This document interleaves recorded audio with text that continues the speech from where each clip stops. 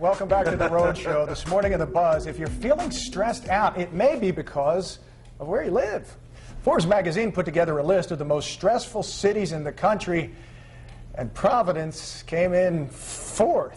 Wow. And we're in good company. Providence actually ties with Cleveland, which I don't think is such good company. Forbes found Chicago, Los Angeles, and New York City to be the 3 cities that are the most stressful other than Providence. The list was compiled by examining quality of life factors, including June unemployment figures, the cost of living median home price declines, population density, weather, and pollution. Wow. I'm shocked that we could be up there with Chicago, New York, and L.A.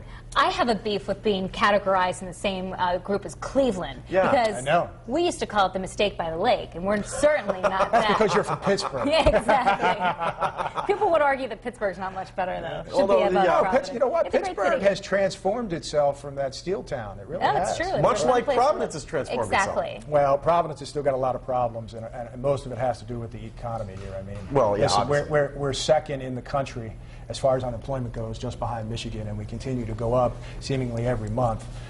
Median home prices are going down. Yeah. It's a depressed economy, and I'm sure that covered a whole lot of it. And apparently, we're 10th worst for living. And here's the thing that you might like. 12th worst for sunny days. Yeah. Well, I mean, What's up did you with see that? this summer? When does the summer officially end?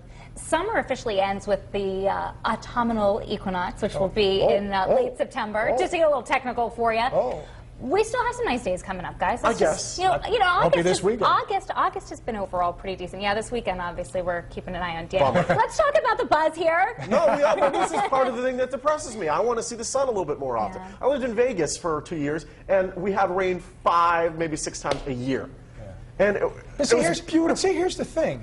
You've got this beautiful state that is just, I mean, it's all coastline. It's all beaches. How can you say that it's so bad and it's so terrible? Providence doesn't have it.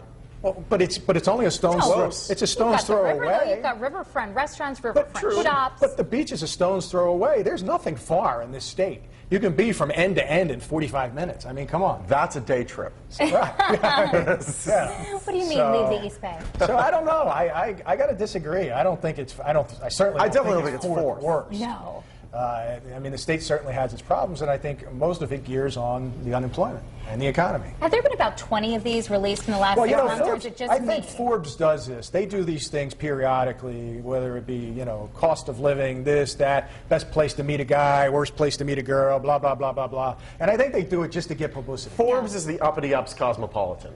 It really is. They just try to come up with something goofy every time. A top 10 list of something. Maybe that's why Steve Forbes didn't become president. Shame on him. Boston wasn't far behind Providence, by the way. It was in the top 10. It shocks me that Boston wasn't ahead of Providence on this list. Well, Boston's got some tough traffic. Yeah. The traffic here, we might complain about 195. It is nothing compared to Boston. And it's nothing compared to L.A. New York. New York is a mess. Manhattan, please. But we were arguing before we came back on air that sometimes we were talking about 6-lane highways and being jammed up. And I said, it's worse to be trying to drive down 114 and only have 1 lane and you can't get around anybody. At least there's an excuse for it, though. In L.A., you'd figure there's 6 lanes. You've got to be able to get around something. No. Massive humanity. Oh, my Lord. Where do we go from here? We go to Courtney. What are you thinking, Courtney? I'm thinking I don't mind Providence at all, and I'm pretty sad that we're 4th. I mean, for a small state, we just keep making these surveys like at the top, which is pretty great because get some tourists in here and maybe make it less stressful for us. But we're talking about it on the blog today, and some of our viewers are saying they actually like Newport better than Providence and very rarely go there. And one artist says traffic makes it stressful for her in Providence, and Jerry agrees. He says the traffic that keeps him away. But we have a poll here on foxprovidence.com. If you guys want to weigh in, you're just catching in with us now. We're asking, what do you think is the most stressful thing about living in the city? Choices are A, traffic, B, noise, or C, crime. So those are your choices for there. And some of our friends on Facebook have also weighed in this morning within the show. And Mary thinks a bad economy with unnecessary overpricing is what causes the stress in the city. And Patrick says it depends on the person. Some like the ease of having everything within walking distance, and some just can't deal with the busyness of the city. It's just preference. So we're on both sides of the spectrum today, but I'll be back at the end of the show with your poll results. But for now, we're going back to the kitchen where all the boys